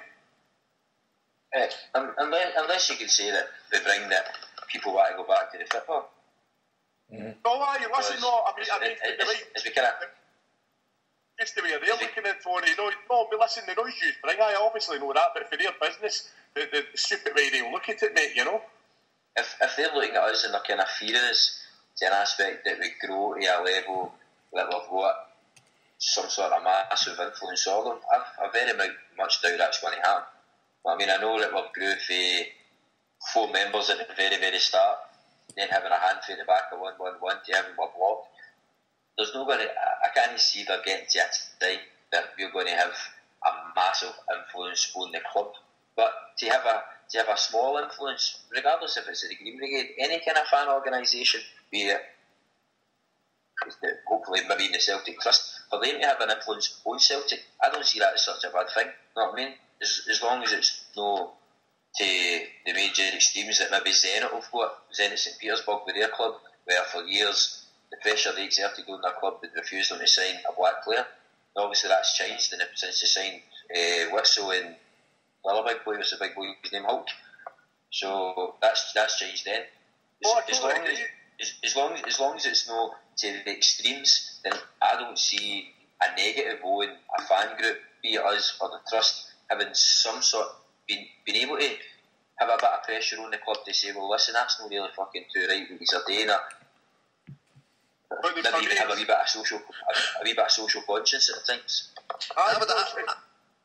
On you go, Stephen. No, I'm just going to finish my point off by saying, obviously, in the notice of the distant future, I mean, obviously, the pivotal for Glasgow Celtic, to me, apart from your displays, was the jungle, because it was just a group of guys with mobile phones who stood in the same place every week and sang songs what they wanted. And with the terracing coming back, there's going to be an opportunity, hopefully, for, obviously, you guys, hopefully, will be all still together in there, and there'll be more people, so it'll be a bigger collective group that can move about an area, and the focused police cameras won't be able to say, well, we know so-and-so sits there, get the camera on him, they'll be moving about, you know. It's a good point. So see what I was going to ask you as well. See on the back of Celtic's statement that Celtic they've dished out like email addresses and stuff. I don't know if any have read the statement, but do you think it's something that the group going forward would actually take Celtic up in this offer and start reporting, or would you not trust the club? Well, I mean, we've started through the fans against criminalisation. We have started to kind of relate the incidents of police harassment. You know what I mean, in all our charges, but you know, it's a long kind of development process. It's usually we deal with the messages, for example, and you know, I don't know how we'll proceed in that. You know, we've not met with our organisation for fans against criminalisation, and I know our statement may have rocked the boat somewhat today, but you know, we'll just need to see how that goes ahead. But we'll definitely be collating any evidence that we have of charges of arrests, so harassment that continues, because I do think that is necessary. Because, you need to fight fire with fire here. Yep. I think one of the things as well that I noticed on Saturday is when they were questioning one of the boys regarding the banner, and they were actually saying to the coppers, well, they're saying why he's taking it, and the copper was actually going to get, we don't have to explain fuck all to use. They're saying, well, you do have to explain stuff to us. It's just because that's somebody's personal property. I was like, you can't just fucking take somebody's personal property for an explanation. So one of the coppers actually got a wee bit, he grabbed one of the boys and we kind of got in between them kind of thing. But that boy was there, he said that boy was getting lifted. So it wasn't until I was a wee bit fucking having a bit of back and forth with the police, but you weren't getting anywhere. They were actually trying to push us all back, get away from this area. So I actually came to them, fuck it, no, everybody's talking about videoing them. I says, so this is what I do. So I took out my mobile phone and I says, listen, I'm not being nippy with you, I'm not being white. I says, I just want you answering this to me, just so I've got evidence here. Why are you taking this banner? When I've already told you. I says, well, can you explain to me? I've got this on my phone. He says, can you explain to me again why you're taking this banner? The copper looked at the phone, turned his back, walked away face. I was like, can you not tell us here? Patched this, completely dinged this. So I scanned to the lassie post that was still there. I was like, can you tell me basically why he's taking this? Silence. And I had the camera on for like a minute, just telling them, saying, can anybody tell me why he's taking this? And they'll turn my back on us. And then one of them grabbed the banner and fucked off. So it's unbelievable, you know what I mean? This is incredible. Or a flag, do you know what I mean? A flag decrying zombies. For God's sake, it's just... So what do you foresee going for it? Another thing I want to ask, I don't know if you, what do you honestly think is Celtic's motivation here? Do you think it's a police thing? Do you think it's a government thing? And Alex Salmon driven with this fans against driven with this criminalisation bill and whatever that they put through? I'm not sure the exact name of it. Or do you think Celtic is complicit in this kind of stuff? What do you see as who's the main perpetrators here? Is it the police, or is it Celtic, or is it a combination of both? What do you think? I would say that it's a combination. You know, I think that it wasn't that long ago, maybe a year or so back, that you had one of the kind of heads of police, I think it was the commissioner, I don't know if it was Corrigan at the time, that he was saying that they wanted to smash the Irish Republican Marxist Green Brigade. And they've definitely set about to do that. But I do think that Celtic are complicit in it. I think that maybe suits their agenda a wee bit if, certain members are to be banned and maybe, some of our politics, some of the stuff that we do that they don't like, some of that will stop, but, as long as there's still a section there to kind of generate an atmosphere and to keep bringing in season tickets, I think we'll be happy. I think that's how they do it. Personally, I think it's definitely a combination of the two. I believe that Wall's got absolutely no time for us at all, but he knows that we have got a strong bargaining point, that we have got a lot of support. You speak to some of the boys that come on the Irish buses and they can say that if they get tickets next to us, they can fill their buses with the click of your fingers, because a lot of young people want to come on basically. Yep. If they obviously match the experience, but it's like kind of see what we're all about, you know what I mean?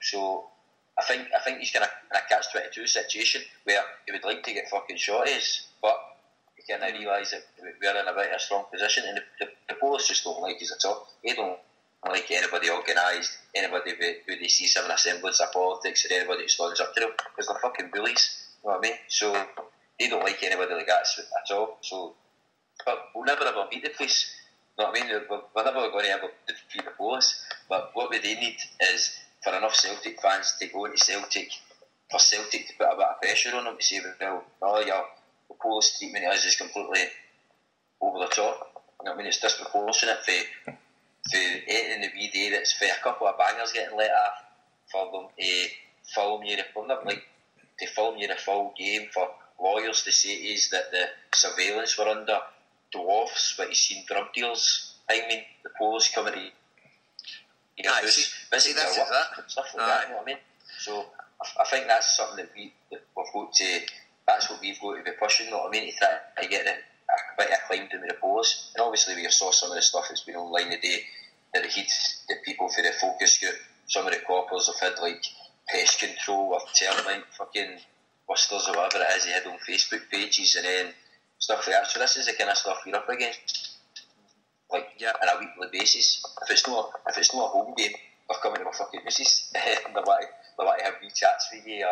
But even with Celtic as well, there's stuff that's happened with Celtic. Like one of the boys that was banned, and he phoned up to speak about his season ticket, and an employee for Celtic says, well, basically, if you help me, I can help you. What can you tell me about such and such?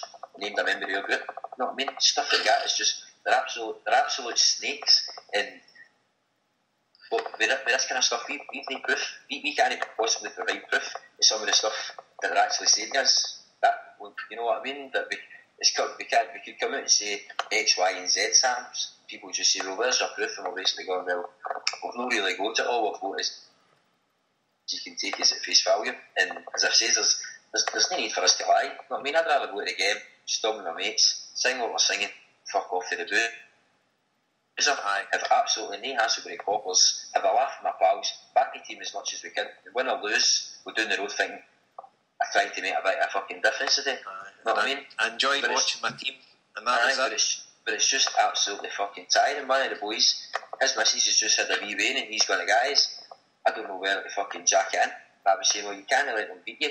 He says, Tony, every time the fucking goal goes, I'm a nervous wreck. He says, I'm fucking half expecting the business to come in and lift us. I was winding him up saying, you're a fucking pussy and stuff like that, but it's not good for anybody to live, you know what I mean? It's fucking tiring. Right. So if you had a plea just now to the wider Celtic support, what could guys like myself do? See guys that, I mean, I take my kids to the game, so see the way you're explaining your match day experience, it's totally the polar opposite for what I experience, you know. See where I sit. I walk in with my kids and people are dead nice, the stewards, the police, everybody's dead nice, and it's just totally alien behaviour to what I'd go to some away games. No, I used to never miss a game, but I don't go to many. I was at the Battle of the Edge Park and nothing even happened. You know, I seen the skirmish in the concourse at the start. Two guys fighting two guys with 20 folk trying to break it up, and it was over in 3 seconds or whatever. But it was, you know, I've obviously encountered it travelling over Europe and whatever, and I've seen some terrible things at football games, and some of the games I've went to know involving Celtic things, but my match day experience at Celtic Park's very pleasant, you know, and because I'm not anywhere near your section, but yours is quite barbaric.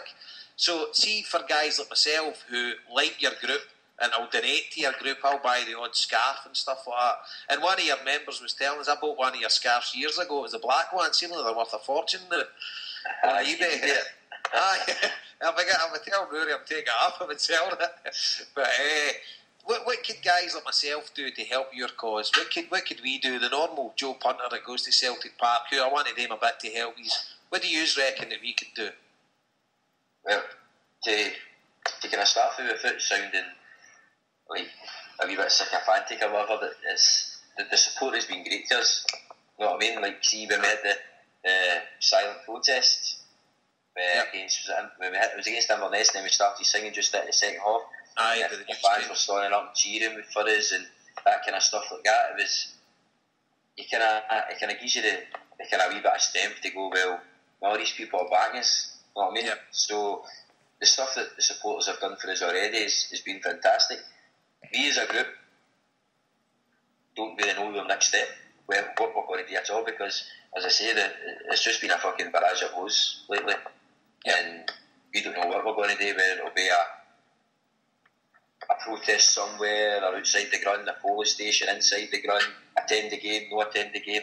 We don't really know exactly the best what we can do. The only thing we can say is thank the people for what they're doing online and stuff, and what we do know the next step will be is we're going to be getting leaflets made up, and we will be getting them distributed at the next home game on Sunday. So hopefully people that are on the online can get a wee bit more of an understanding of what's happening, because even like one of the boys from my work says today what happened to us on Saturday, because he's not really online, he didn't have a clue what was happening. So I think it's up to us as a group first, is to try to get a wee bit more publicity.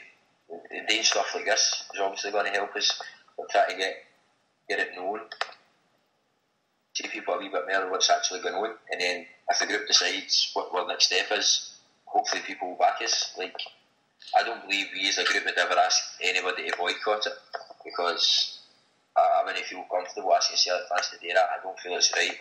Maybe I feel a wee bit it's your problem, blah blah blah, but I wouldn't feel right saying to a Celtic fan boycotting, maybe causing arguments between boys and stuff like that, you know what I mean? But if we're ever having a protest march, or if we're congregating anywhere to kind of highlight it, then obviously everybody's presence would be appreciated, and even just spreading it, to talk to people about it, telling them exactly what's going on. Some that's not really got much of a clue, you know what I mean? Or don't really know what's happening, even stuff like that's a massive help test. That you're saying that some day, like somebody told me this is what's happening, and just it all getting spread word of mouth, you know what I mean? But until we as a group can decide exactly what we're going to actually do next in regards to all this, then I don't really know too much what else I can say in regards to that. Maybe Paul can say something. Is there any myths that you'd like to dispel while you're on? Because obviously we have a big sort of a wide range of different kind of Celtic fans who would listen to this, and you get the people, it's like what we said earlier, they bring it on themselves and they think they're bigger than the rest of the support, and they think they're a special case and blah blah blah. I mean, what would you say to the wider Celtic fans, some of the Celtic fans who they're maybe sitting on the fence, how they feel about the Green Brigade? Well, if I was to bust any myth kind of thing, and this is great to people, I didn't actually paint the Celtic banner, it was misspelled. So just to kind of get that out there, I was absolutely fuck on TV. I was there the night and a half, but I didn't actually paint that. No, but in regards to busting any myths or anything, I think, see if anybody kind of knows members of the group, I think they'd find, and speak to us, they'd find it laughable that people can come on and say they think they're bigger than Celtic, though I was supporting Celtic before the Green Brigade, and I'll be a Celtic fan long after they're gone, and that kind of stuff like that. That's the group's not interested in trying to be bigger than Celtic. Celtic's everything we offer. But I mean, it's like, I don't think there's just Celtic fans. Aye, the 2006 when the group started, I've not had one day off where I've not had some sort of conversation about the group and what we can do to help to try to do what we do for Celtic. You know what I mean? You're going away on holiday with the missus and the veins, and you're on the phone to boys, or you're knitting on an internet cafe for half an hour to try to find out exactly how something's gone, and it just takes all your life. So for people to say that they're like, no give a fuck, they're only caring about themselves, it's a nonsense. Absolutely every wee day. It's for Celtic. Like if Celtic went out the game in the morning, like the Zombies did, then there'd be no need for us. I mean, the reason for the group being is because of Celtic. So for people to try to say that you're trying to be bigger than the club, and you care more about the reputation for your group than the club, and it's a nonsense. Obviously, the group's a big party, so it's a strong thing. We'll fight to defend it, kind of, to the last member. But to say that comes before anything to do with the club, then it's an absolute nonsense. What I mean. I think as well, it's a lot is jealousy, and see to me, Yous are no different for a supporters club. I know guys that's dedicated their life to running certain Celtic supporters clubs, and these clubs have travelled all over Europe supporting Celtic, and they still do to this day. And these guys, the time and energy these guys spend to run this local supporters club for the pub where Noel Harper was member of the Roy Milne Club, guys up in Wishaw, Sean Sweeney and John Smith and stuff like that on the Craig Newt bus, the Wishaw Emerald bus. You know, there's guys dedicate their life to running supporters clubs. Yous are no different. Yous are a supporters club. Yous are no different for a supporters club. But and that's as far as what I see. Yous are all just, first and foremost, yous are all just Celtic supporters. That's all yous are. And you just love bringing an atmosphere to the game. But as I said at the start, he's put a lot more effort into supporting Celtic than I do, and I take my hat off to you for that. You know, and it's not. And what I say to you as well, and your group and stuff like that, we've got this medium internet that gets it to Celtic fans. Anytime you want a message put out there and you want to say it in your own words, just give us a call any Monday night and just say your point, and you've got a floor here to get the message across, and nobody can distort it, and it doesn't need to be in a statement form. You can just come on here and rab it away. I think so. Aye. So is any guys like Stephen or Paul or anything you want to add, Harper? Because that's the boys have nearly been on 2 hours. I just want a quick one to the boys. I know this has been a lot of despair and stuff I've been hearing because of the treatment and stuff, but one of the big things you're known for is the banners, you know, the London Calling and the Horsemen of the Apocalypse and the Hearts banner, literally brilliant. Have you both got a personal favourite banner that you've done? Fuck you, Eva. Poppy banner. I don't know, because I saw like banner like you could see like the Four Horsemen banner. It kind of set the scene that day. You know what I mean? It went out a wee bit earlier. The plot, it was like a fucking like something like a theatre to it. You know what I mean? And it kind of really G'd up the crowd and. I don't know. I don't know if I get too much into it. No, it seems like it just kind of set the tone for the way the day's going to go. And then even stuff like when we done the CIS Cup final, we beat them 2-0 after extra time, and we had the green and white flag display. And they had cares getting held up, and it was like poor display went like 10 minutes earlier because it was flags, and everybody was flying the flags, and it was going like fuck while the Huns were all standing there with a bit of cared, or just waiting for the teams to come out the tunnel. I don't know, I just feel like the fans got that wee bit of edge for them, and I'm not saying that it's a massive influence on what happens on the park, you know what I mean, because the players are 99.9% the driving force of it happens, it's their responsibility, but I feel that we have that, maybe that wee 0.1% or that wee 1% that it can actually make a difference, you know what I mean. I believe that the Celtics, there's been that many people saying that the Celtics can make a difference, you know what I mean, like when we done the busted banner. Aye, Brooks, that was genius. We found out what their display was going to be, and we done a replica banner. We didn't know. We thought our display was going to go out before the game, and it didn't happen. So we were all like inside the grunt. Oh fuck, we've been fucking stung here. We've done all this work for nothing. And then it was like 5 minutes into the half-time interval that they started bringing this banner out started going out for the hun end.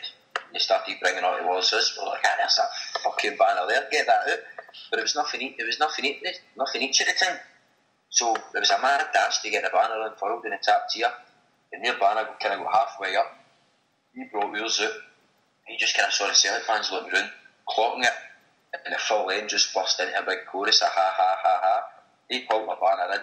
And then as the teams came out the tunnel, everybody was still really buzzing for it. They gave the Celtic end a lift, and everybody was, for the first 10-15 minutes, there was some noise coming outside our end, and then McDonald scored, and it just exploded. Now, I'm not saying that was the reason the Celtic scored that goal, but I feel it does make a bit of a difference, you know what I mean? So for me personally, the Horseman one and the busted ones, the kind of things that I feel is maybe had to be, it's kind of set the tone for the day, that would be something lacking. What was it? Did you do the Scotland shame one? That was us as well. That's the best as far as I was concerned. We were up for that, and we couldn't believe it at half time when it came out. It was brilliant. That was genius. I think I agree with... Sorry. On you go, Paul. Sorry. On you go, Paul. I think I would kind of agree with Tony in that, you know, certain banners can have an influence. I think even though it's not a banner, they kind of proud display against Barcelona. I think, you know, as the players were coming out and working around that, you know, there was a kind of really historic feel to that night, you know what I mean, the anniversary and the match before, and, you know, the boys that put that on done a magnificent job as well. And I think there was just a real confidence losing for the place, you know, just coming out and having that kind of spectacle. And I think that's why they do what they do. You know what I mean? They can get it. And don't forget the songs he's introduced to the. You know, I just can't get enough. I mean, how good was that? You know, when he's done that, he must have stood there with the full stadium bouncing that time he beat them 3-0. And the full stadium bouncing, he just can't get enough. And you must have just been pinching yourself saying, how good is this? I think that happened. See, when it was in the first game, you know, everybody was doing the gestures, the huddle, they were kind of, you know, facing the back of the stand. I think every part of the ground was doing the huddle apart from the 1-1-1, because all the group members were standing, looking around like, what we've managed to do here, this is unbelievable. Aye. And it's always a statement, we've got guests or whatever over, we just kind of believe that, you know, we've got 60,000 people jumping up and down facing the back of the stand. Aye. No, absolutely. As you were saying, Jason, about the Scotland Shame banner, that was actually before the group had a section, and for about a couple of years, we'd been squeezing it in the back of 1-1-1. There was a couple of older boys, maybe boys in I don't know if I'd be too kind to say late 50s, but they were around about that age anyway, and we must have been a pain in the arse for them, but boys never ever moaned. They always kind of made an effort to try to budge up a wee bit, and there was a cracking bit a laugh with the boys, and the boys were spot on with us and that kind of stuff. So we knew the Scotland Shame banner was going to be coming out at half time, and I actually says to him, well, me and one of the other boys says to him, says, come down with us down the front of it, we'll show you something that's going on. The old boy was like, I'm quite happy staying at my seat. He says, I'm not interested in going away down there. I guarantee you, says, you'll know what to miss it. He says, just come down and have a wee fucking look at this. So these two boys came down, and they're staring at me, and we're just waiting to come in, and like, hey, what the fuck's happening here? Like that, a bit of patience, and we're just looking up at this, and we can just see it coming out, and we're going, what the fuck are you up to now? And we're like, you'll see it. But the banner was fully unfurled, and everybody was all laughing, and they didn't know exactly what was going on at all. Until the front section clocked it and turned round, started fucking shouting up, and then the police came in and they moved it. The one of the old boys turned around and went, guys, that's one of the best moments I've experienced supporting Celtic. It's just actually seeing for the anticipation of what we're doing there. I'm going, it must have been going, look at these two fucking guys up to now. I was going, you'll know why I miss it. And old boy must have been like, fuck's sake, I've seen his beat fucking Ajax here, I've seen his beat fucking Leeds in 72 and all this kind of stuff, or 70, whatever. Must have been like, very good. And the old boy says, that's one of the best things I've seen following the Celtic. It's just seen that. So we were absolutely on the moon for that. And that's one of the things as well, you know what I mean? As well as making us happy, if other people's got up the road and feel that we've added a wee bit to it, then that's the kind of biggest praise we can get. You know what I mean? Having guys like yourself, and the boy was saying earlier on that the boys want to come with, his daughter want to comes in with, that's like a fucking pure honour for us to hear people say that we actually make a difference to them, take my ways to the game. And it's kind of like what I said at the start about we want to create the group, because we felt that it was a whole generation kind of that we felt our generation was kind of missing out, and we're all man and all that was all kind of thing. So see, when you hear stories of people saying, oh, my boy at 13, 14, or my lassie at 13, 14 is choking to gimbies and that kind of stuff, you're like, well, we're doing what we say today, better than introducing the songs and better than introducing the displays, to have this generation actually have something that they want to be part of. And it makes it all worthwhile. For me personally, that's the kind of biggest honour. You know what I mean? Having these people seeing us. Yeah, my mate runs the jungle, stuff like that. You know what I mean? My mate runs the independent Everton supporters club. They leave for outside the stadium. He still talks about the Scotland Shame banner. He says it's the best thing he's ever seen in the football. He just says it's just genius, you know. And it's like all that kind of stuff. And as I say, You get nothing but. I know he's up in the Angels, but as I say, crime fitting the punishment. What he's up doing that's bad. The good far outweighs the bad, as far as I'm concerned, boys. And I think he's a credit to the club, to be honest with you. And more power to you. So, on that note, if nobody else has got anything to add, that's 2 hours we've been gone, and we're all working in the morning and stuff like that. But just for me personally, and we'll go in the rest of the boys as well, but I'd just like to thank you for the vote of my heart for coming on and opening up to us and being really honest, and just letting the wider Celtic supporter out there know that you're just a couple of normal guys, love Celtic, and you love trying your best to do your wee bit for the club. And it just I love it, and I just hope he's go from strength to strength. So whatever he's are planning to get your point across and try and get these whatever underhand tactics to try and remove them for your private life, personal life, and just your Celtic supporting life, I'll back you to the hilt, and I'll be taking part in whatever he's decide, because I think the Celtic fans, we need to stand up for our own, and we always do, and we're always great at that. And as much as I love Neil Lennon, I love the way Celtic Football Club's going forward and stuff like that. These guys are paid custodians at our club. We are Celtic. We are the Celtic fans, and we love the team. But once they move on to pastures new, we'll love the next squad that comes along. We are the one constant of Celtic Football Club, and that's the fans. And this is what this show is about. This show is by the fans, for the fans. So that's what it's all about. And there's no better fans than you out there. We're all equally good, but I think you guys, you are maybe just a bit less equal than the rest, is because you put that much effort in.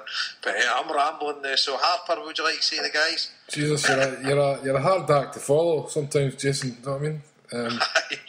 No, just what you say is more power to you, boys. You sort of represent everything that I see in Celtic, that I seen myself when I was younger as a Celtic fan. 1-1-1 is the new jungle, as far as I'm concerned.